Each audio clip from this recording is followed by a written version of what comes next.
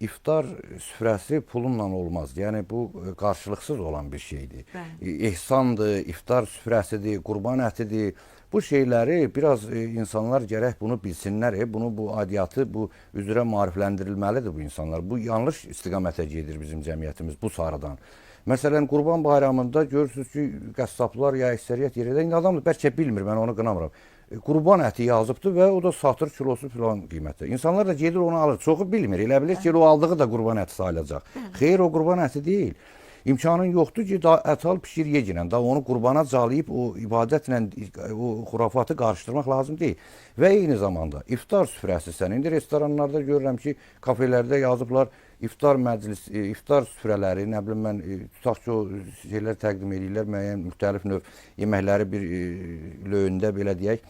Onun da müxtəlif qiymətləri var və bununla da bağlı həqiqətən ciddi etirazlar var. Çünki, məsələn, adi 30 manata olan yeməyi təqdim edirlər 40 manata, 50 manata və bahalı. Sanki bir fürsətçilik yaranıb.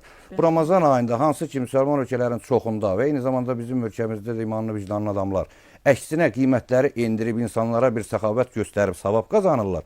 Amma bu bəzi insanlar deyək ki, bu fürsətdən istifadə, sui-istifadə edib, daha çox qazanır və daha çox əslində günah qazanırlar və mən deyərdim ki, o cür insanlar həqiqətən imanlı satmış insanlardır. Düzgün deyil. Və adi deyim ki, məsələn, tıxac yaranır, insanlar, mən özüm şahid olduğumu deyirəm, elə 1-2 gün bundan əvvəl iftar vaxtı gəldi, keçdi, 2 saata yaxın biz şəhərdə tıxacda qaldıq. Bunun da səbəbi odur ki, insanlar o restoranlara meyl eləyir.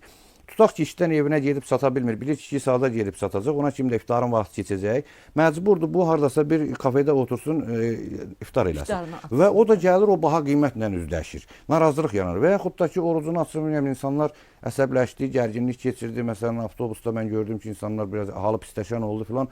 Tıxac yaranır. Yəni bu elə bir özünə fayda verirsən, amma başqasına ziyan verirsən. Bu İslamda bu bəyənilmir. Bəzən insanlar cümə namazına böyük maşınlarla gedir. Maşınları da məscidin yanında saxlayırlar. Böyük bir tıxac yaranır. İnsanlar əsəbləşir, orada gəlir. Sən indi gedib 2 rükət namaz qılıb cənnətə getmək istəyirsən. Amma bu yüzlərlə adamı yolda əzab verirsən. Bu din deyil ki, bu din deyil, bu ticarətdir, bu alverdir. Ona görə bu kafeləri, restoranları işlədənlər də əgər bilmirlərsə bilsinlər. Heç olmasa o sözü silmək lazımdır ora. İftar süfrəsi sözünü silmək lazımdır. Bu iftar deyil. Sən sadəcə kafe restoranında həmişəki kimi insanlara yemək təklif edirsən. İnsan da gedir onu iftar niyyətindən də yeyə bilər. Heç oruç tutmuyor, belə də yeyə bilər.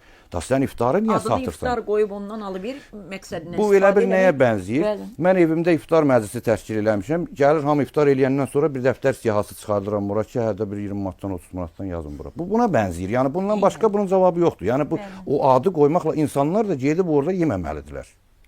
Bu düzgün deyil.